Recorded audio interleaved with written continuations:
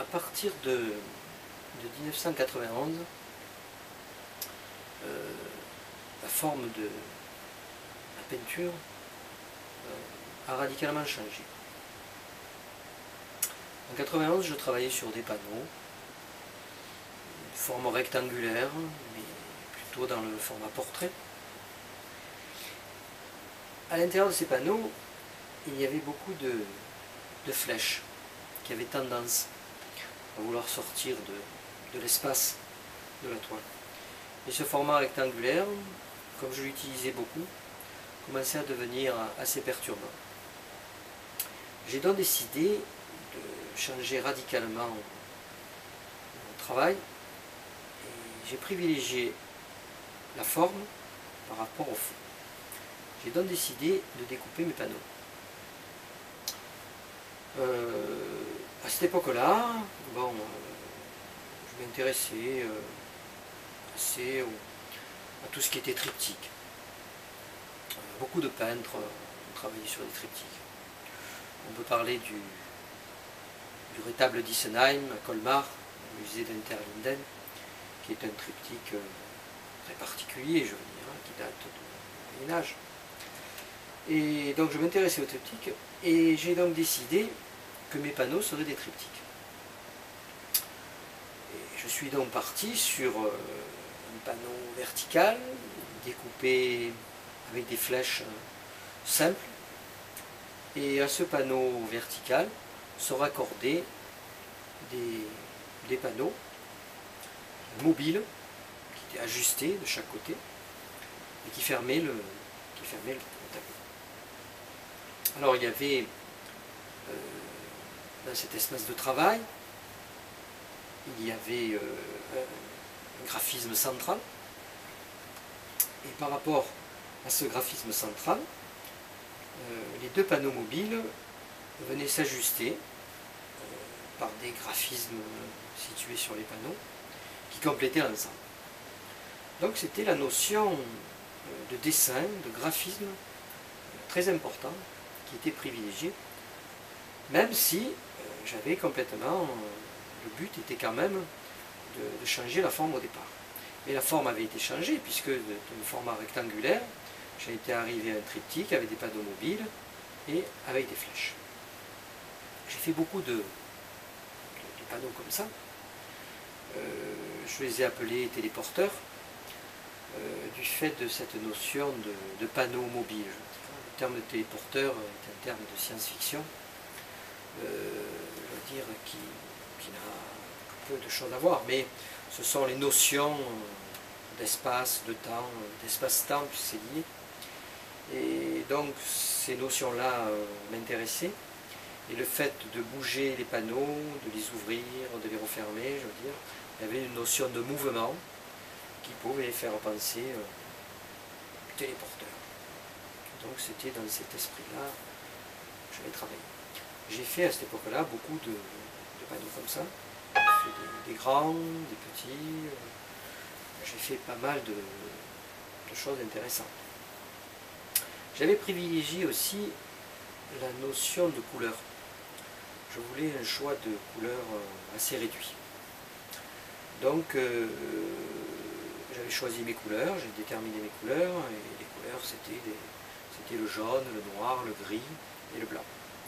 C'était des couleurs qui permettaient au départ un bon contraste et qui permettaient de s'harmoniser justement avec les graphismes qui étaient situés au centre de ces objets, qui eux étaient réalisés à l'aérographe.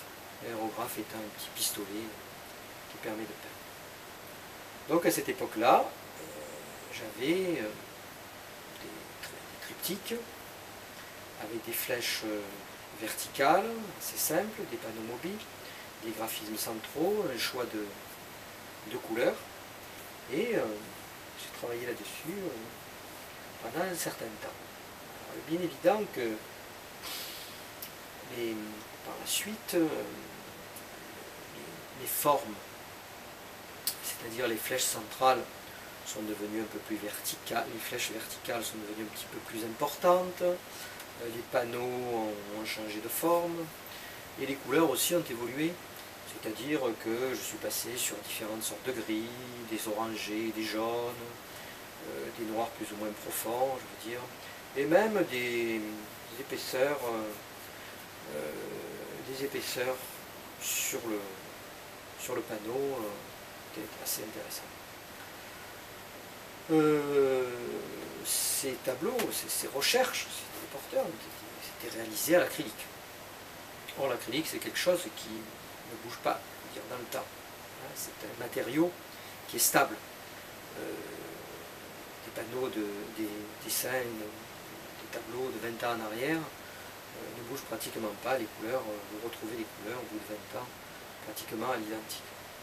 Donc, alors cette notion-là ne m'intéressait pas tellement, parce que moi je voulais travailler sur la notion de vieillissement de l'objet. Donc, par la suite, ces objets sont appelés structures. J'appelle ça des structures. J'ai des structures, j'en ai même fait qui reposaient sur des socles. Et puis, ces panneaux ont évolué.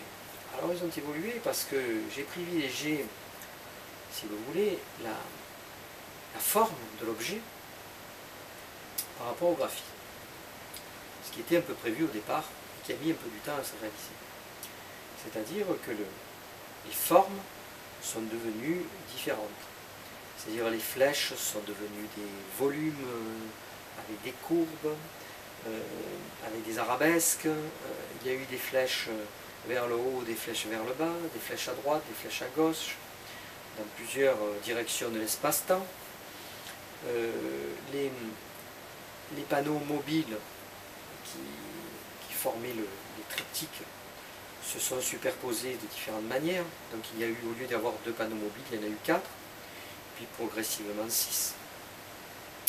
Et donc ce qui a donné des objets différents que j'appelais à l'époque plutôt objets peinture.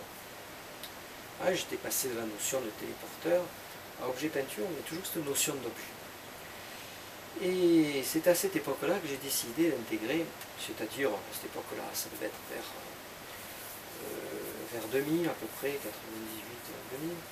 que j'ai décidé d'intégrer sur mes objets de la dorure. Justement parce que je voulais privilégier un peu cette notion de vieillissement dans le temps. Alors je me suis servi de la dorure à la feuille d'or, la feuille de cuivre et la feuille d'argent.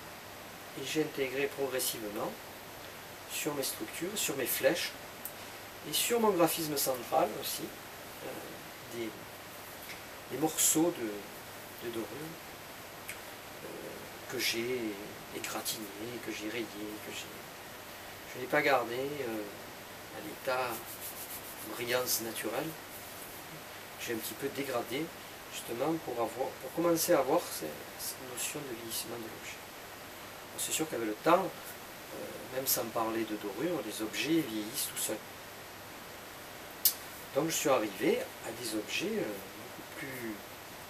beaucoup plus anciens, et j'ai intégré aussi à l'intérieur de la forme même de l'objet, c'est-à-dire du cœur de l'objet, du centre, et bien des objets, j'ai commencé à intégrer des objets contemporains. Alors, des objets contemporains qui au départ étaient des objets très simples, comme par exemple un miroir. Alors le miroir ne servait pas à reproduire le visage de celui qui le regardait, mais c'était destiné à être le personnage lui-même. Puisque le téléporteur, le triptyque, l'objet, je veux dire, réfléchissait le visage de la personne, et donc le triptyque lui-même était la personne. J'ai intégré aussi des objets tels que des CD-ROM, des structures comme ça. Donc tous ces objets ont énormément évolué.